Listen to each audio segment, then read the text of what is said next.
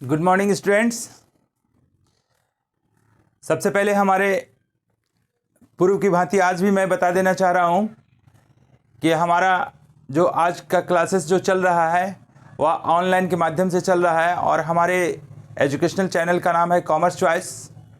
आप सभी इस चैनल को सब्सक्राइब करें और लाइक करें और इस चैनल के माध्यम से कॉमर्स से संबंधित सारी जानकारियां आप तक पहुंचाई जा रही है। और आज का क्लास का जो मेन टॉपिक है वह है पिछले 2 या 3 क्लास पूर्व में हो चुका है, वह है कंपैरेटिव बैलेंस शीट और कंपैरेटिव इनकम स्टेटमेंट।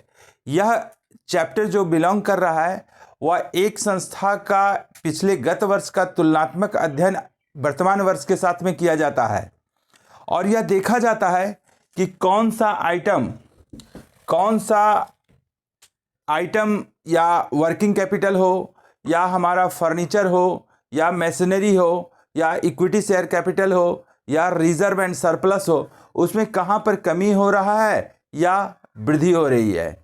ये परसेंटेज में दिखाया जाता है ताकि इसलिए इसको दिखाया जाता है कि कोई आम इंसान जो स्किलनेस जिसके पास है, कुशलता है, जिसके बारे में इसकी जानकारी है, तो वह आसानी से देख करके बता सकता है कि यह फर्म का पोजीशन कैसा है और यह फर्म पिछले वर्ष के तुलना में इस वर्ष किस पोजीशन में चल रहा है। तो आज जो क्लासेस का क्वेश्चन नंबर पिछला बार में हमने बता चुका था आपको कंपैरेटिव बैलेंस शीट के रूप में, वह क्वेश्चन नंबर है आपका शायद 11 या 4 तक बता चुके थे हम। और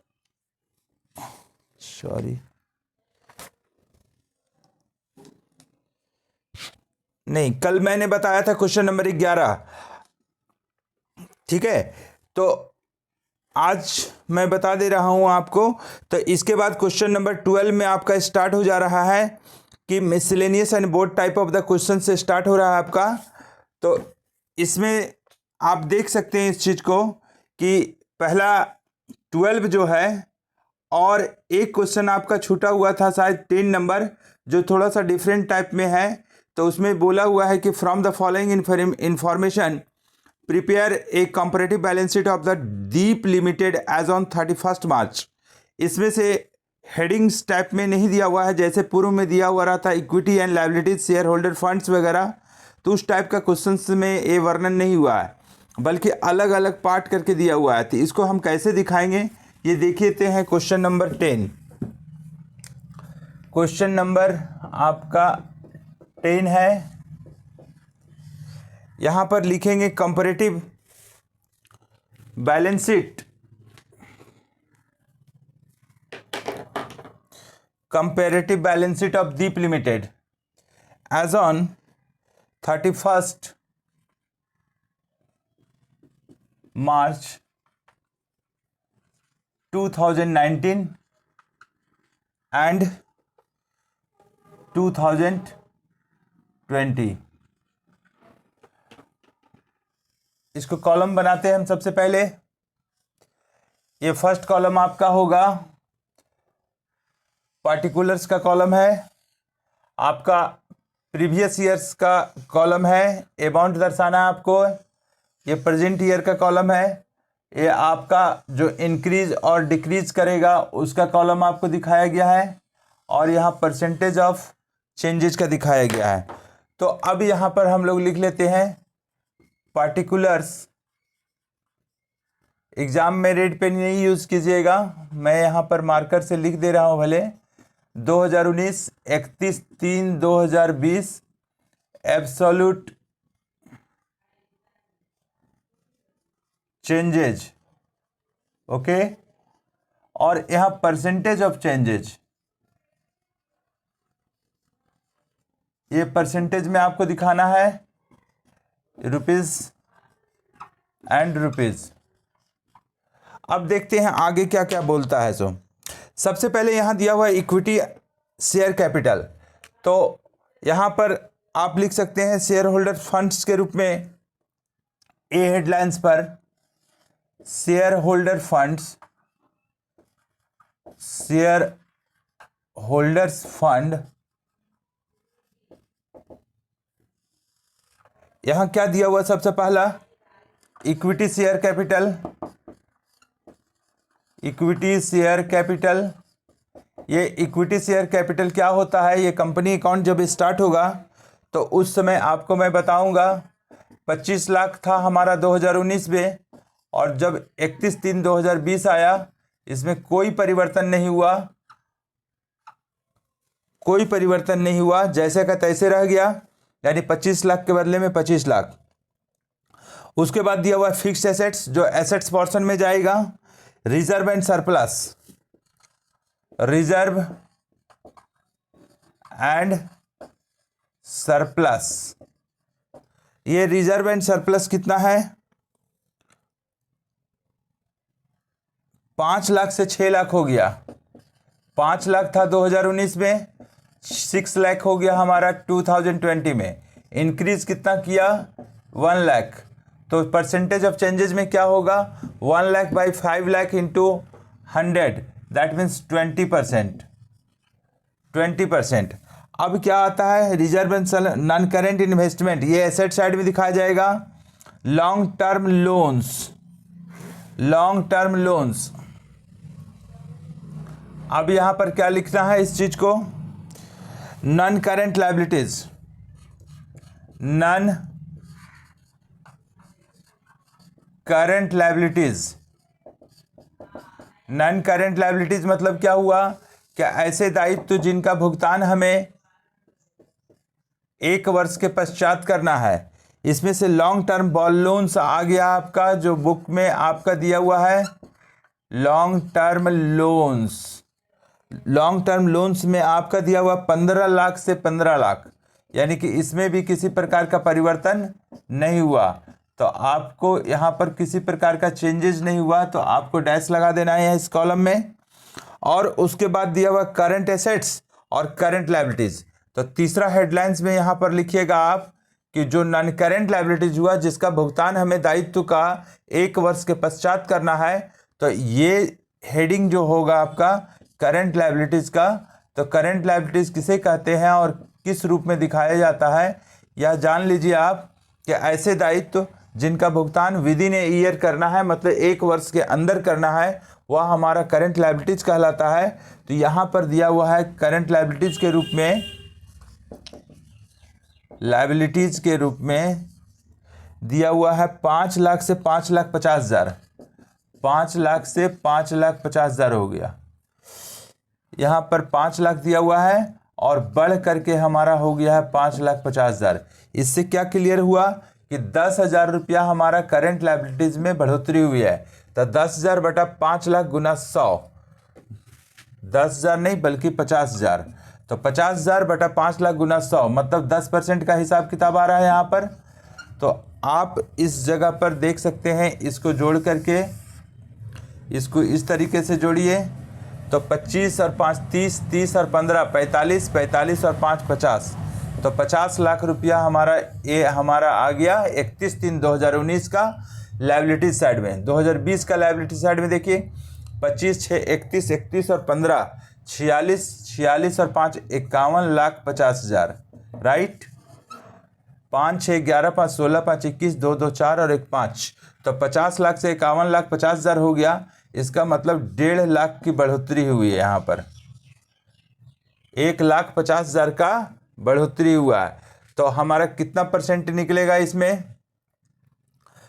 30% का निकल गया हमारा बढ़ोतरी, क्योंकि 50 लाख का 5 लाख रुपया के आसपास में हो रहा है कि 3% होगा। 1,50,000 बटा 5 लाख गुना 100, इस तरीके से आप निकाल के देख लीजिएगा। 4 जीरो और 2 6 जीरो, और यहाँ 5 जीरो है, तो 5 जीरो को हमने कैंसिल किया। यहाँ पर 3 और 2 5, 5 तिया 15, 30%।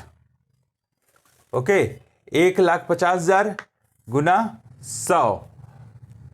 अब यहाँ पर देखिए दूसरा स्थिति में क्या होगा, बी टाइप में, assets and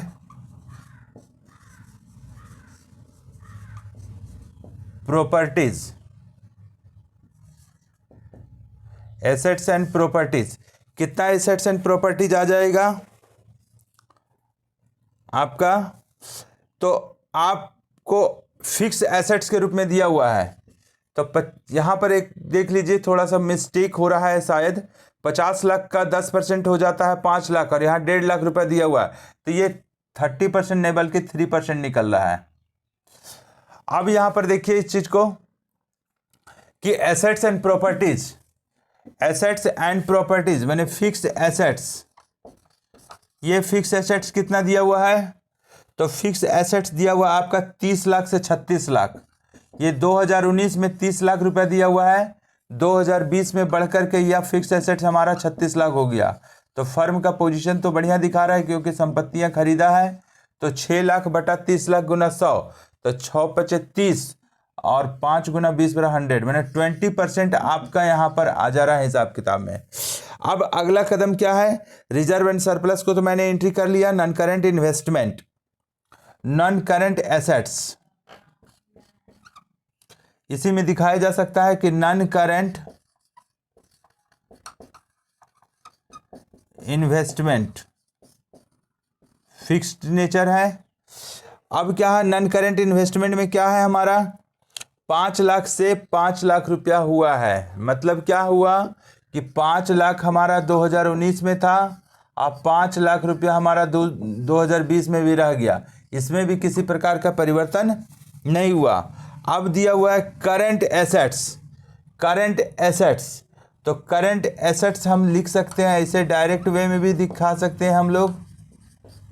current assets, current assets कितना है, 15 लाख से 10,50,000 हो गया। 15 लाख था, 10,50,000 हो गया। तो इसका मतलब क्या हुआ, इसमें से कमी आई, कितना का कमी आया, 4,50,000 का कमी आया। तो यहाँ ब्रैकेट में लिखेंगे, तो 4,50,000, 4,50,000 गुना 100 बटा 15 लाख, 15 लाख। तो यहाँ 4 0 और एक 5 0, मतलब आप 3 और 2 5, 3 और 2 5, 15। अब इसको क्या करना पड़ेगा आपको, 4,50,000 रुपया आपका कमी आया है और 15 लाख रुपया आधार वर्ष का मूल्य है। तो 3 0 से मल्टीप्लाई कीजिए आप, 4,50,000 से काटना पड़ेगा आपको, तो 15 × 45, तो आपको आ जा रहा है total assets and total liabilities,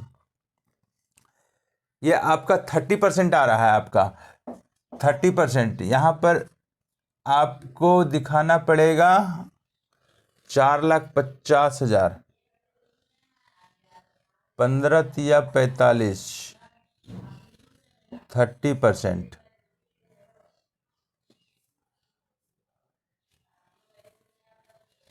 ₹15 lakh रुपया है, 10,50,000 रुपया हमारा हो चुका है। यहाँ तो मिस्टेक तो नहीं हुआ है किसी प्रकार। करेंट एसेट्स हमारा डाटा में दिया हुआ है 15 लाख और 10,50,000, 4,50,000 की कमी हुई। तो 4,50,000 की कमी हुई है, तो हम इसको 4,50,000 बटा 15 लाख गुना 100, तो ये 3 0 यहाँ कैंसिल हुआ है और 2 0 यहाँ कैंसिल हुआ, तो 450 बटा 15, 30% का, ये हमारा माइनस के पोजीशन पर आ रहा है।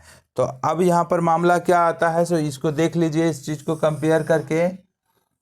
तो अब यहाँ पर आता है क्या, 30 और 5 35 और 15 50 लाख ये हमारा आ जा रहा है। और यहाँ 36 और 5 51, नहीं 36 और 5 41 और 10 51,50,000, 51,50,000। अब यहाँ पर बात आता है क्या कि 50,000 से 51,50,000 बढ़ा, मतलब 1.5 लाख। तो इसका भी मतलब हुआ क्या कि 3% जो है हमारा यहाँ पर इंक्रीज किया। तो इससे क्या क्लियर हुआ कि ये करंट एसेट्स और करंट लायबिलिटीज का पोर्शन में जो दिखाया हुआ है वह हमारा करंट लायबिलिटीज उस पोजीशन को कहा जाता है कि जिसका भुगतान हमको 1 वर्ष के अंदर करना है।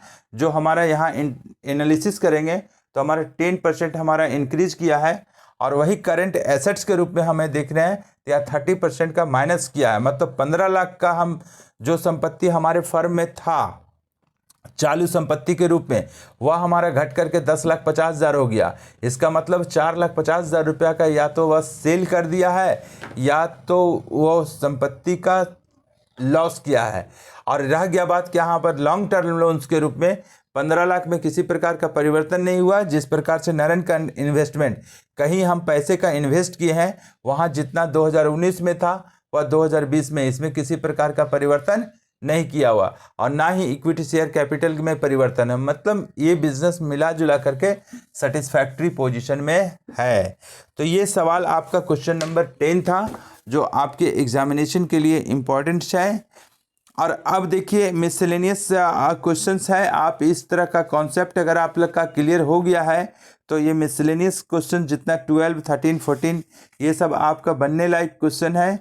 आप स्वतः बना सकते हैं इस चीज़ को, लेकिन इसमें से मैं कुछ सेलेक्ट कर देता हूं और कुछ क्वेश्चंस आपको बता देता हूं। और यह 2 ही पार्ट में बनता है, एक कंपैरेटिव इनकम स्टेटमेंट और दूसरा कंपैरेटिव बैलेंस शीट के रूप में। तो इसको मैं डिलीट पहले कर ले रहा हूं, उसके बाद एक क्वेश्चन और मैं देखने की कोशिश कर रहा हूं। देखते हैं कौन सा क्वेश्चन इंपॉर्टेंट है आपका।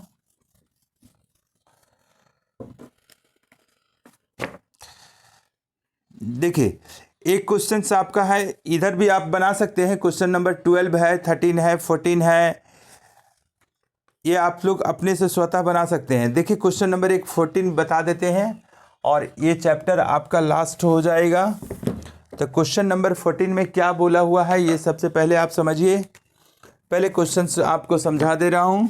From the following statement of profit and loss for the year ended 31 March 2020 prepare a comparative statement of profit and loss of the x limited. कि एक प्रॉफिट एंड लॉस का स्टेटमेंट फॉर्मेट पर दिया हुआ है 2019-20 का और 2018-19 का। इस क्वेश्चन में आप देखिए कि 2019-20 पहले दिया हुआ है, 2018-19 बाद में दिया हुआ है। यहाँ थोड़ा सा सस्पेंस हो जाता है स्टूडेंट्स का, जब बनाते समय ये फर्स्ट कॉलम को फर्स्ट ईयर मान लेते हैं और सेकेंड कॉलम को लास्ट ईयर मान लेते हैं, लेकिन यहाँ रिवर्स ऑर्डर में दिया हुआ है, ये कन्फ्यूजन हो सकता है। मतलब इसमें आपको अलर्ट रहना पड़ेगा। तो हम देखते हैं कंपैरेटिव इनकम स्टेटमेंट बनाने के लिए क्वेश्चन नंबर आपका 14। क्वेश्चन नंबर 14 एक comparative income statement, comparative income statement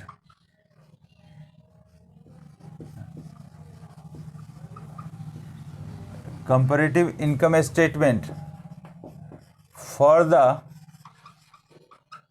year ended 31st March 2020 मार्च 2020। ये दोनों वर्ष का भी लिखा जाता है, ऐसे लास्ट ईयर का हम लिख दे रहे हैं कि उस तारीख को बना रहे हैं। ये फर्स्ट कॉलम आपका पार्टिकुलर्स जैसा सर्वविदित है जो लगातार हम बनाते आ रहे हैं। ये चैप्टर भी आपका अब अंतिम हो गया है।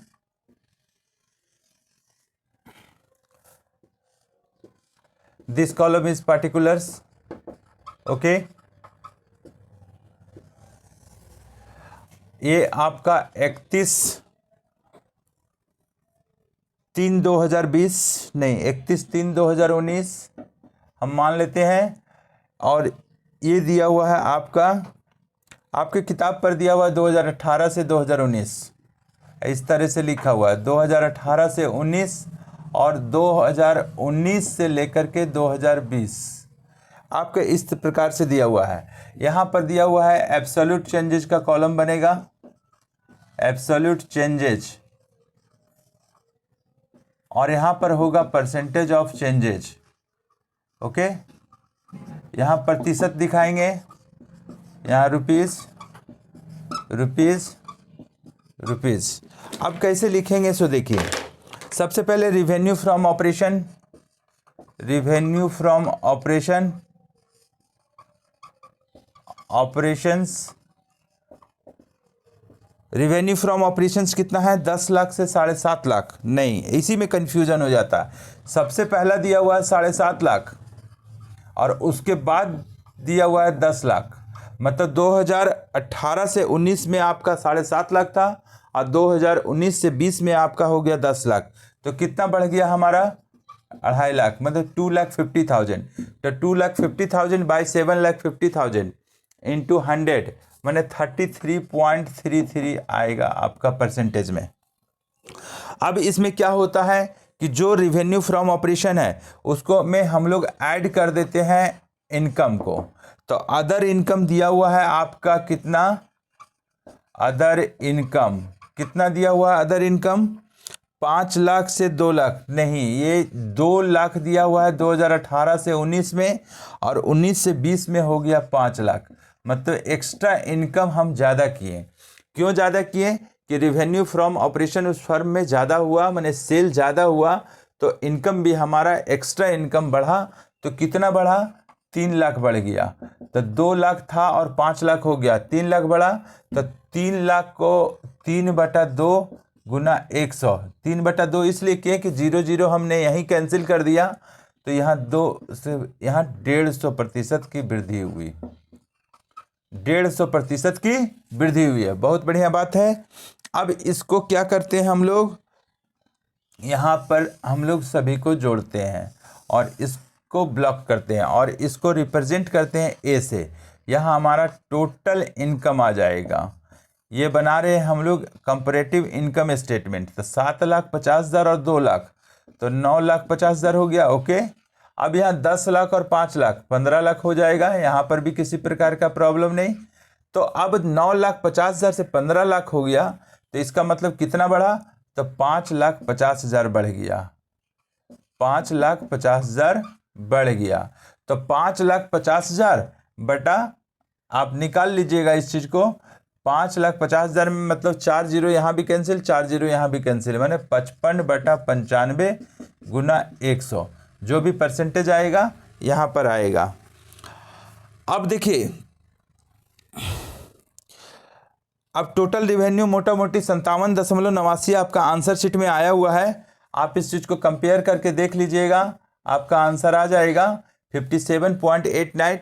मैंने आंसर देख करके यहाँ पर लिख दिया हूँ। अब देखिए यहाँ पर अगला क्या है कि एक्सपेंसेस क्या होता है, और एक्सपेंसेस में कौन कौन सा आइटम इस जगह पर दिया हुआ है बुक्स पर।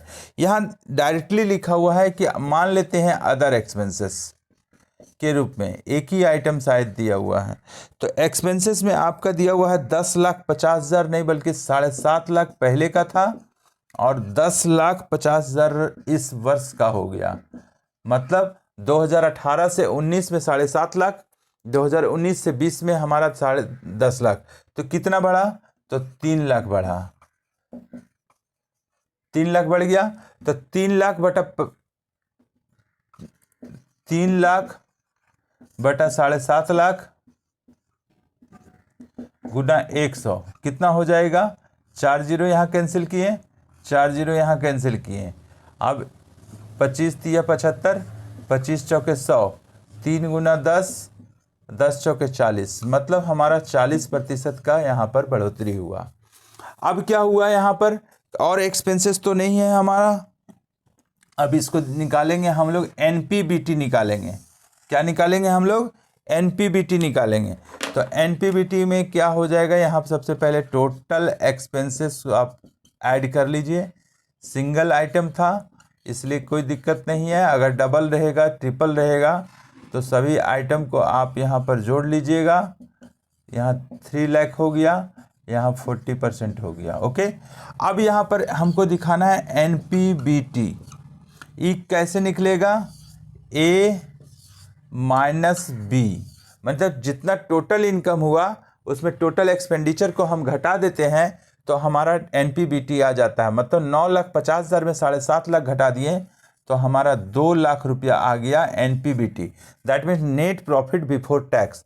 और वही चीज़ यहाँ पर 2019-20 में 15 लाख हमारा टोटल इनकम हुआ था, 10.5 लाख रुपया हमारा इस वर्ष खर्च हुआ, तो कितना हो गया, 4.5 लाख।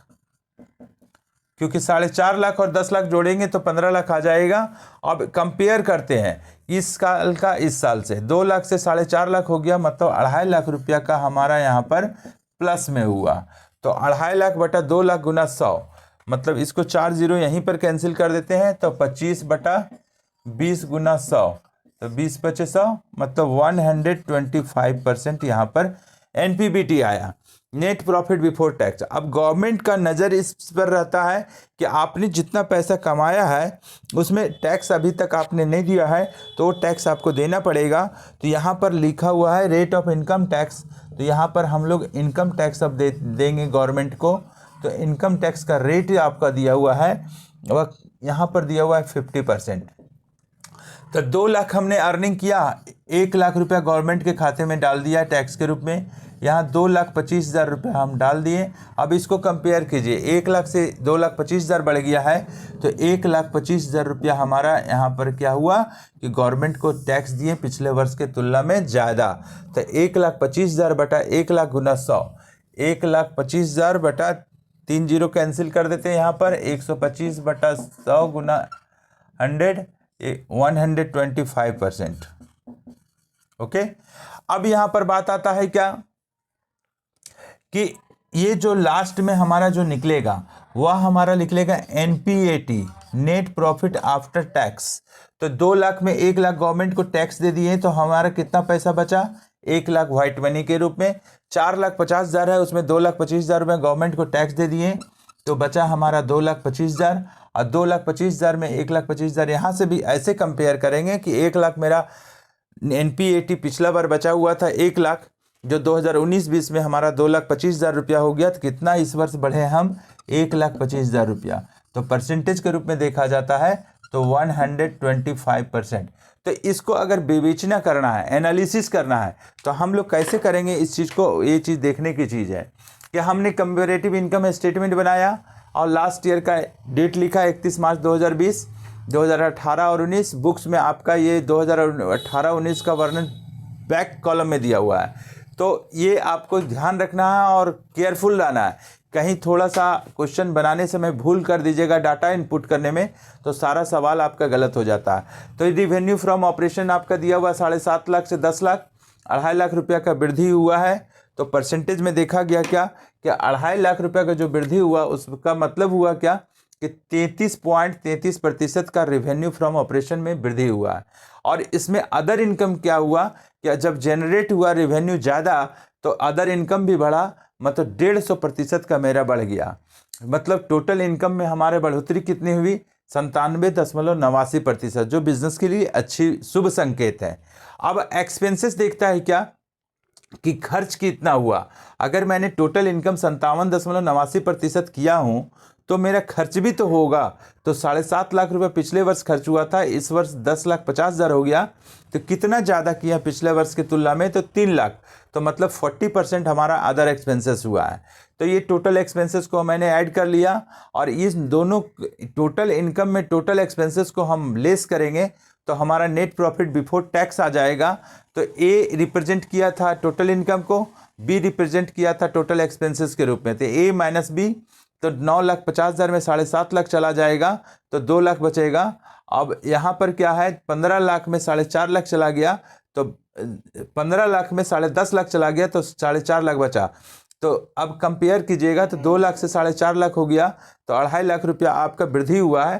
तो 2.5 लाख बटा 2 लाख गुना 100 अर्थात 125% आपका यहाँ पर नेट प्रॉफिट बिफोर टैक्स 2018 से 19 की तुलनात्मक अध्ययन किए तो हमारा वृद्धि हुआ है। तो अब गवर्नमेंट कहती है क्या कि आप जितना NPBT किए हुए हैं उसमें से आपको टैक्स देना है। तो कितना देना है? रेट ऑफ इंटरेस्ट टैक्स का दिया हुआ है 50%।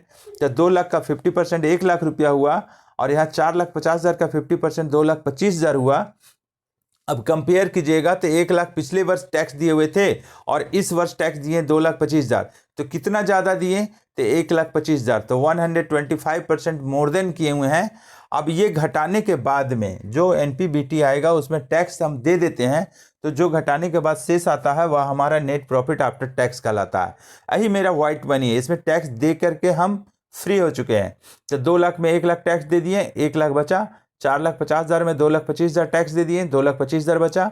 और अब कंपेयर करते हैं तो 1 लाख मेरा NPAT पिछले वर्ष था, इस वर्ष 2,25,000 हो गया। मतलब 1,25,000 रुपया मेरा बढ़ोतरी हुआ है इस फर्म में।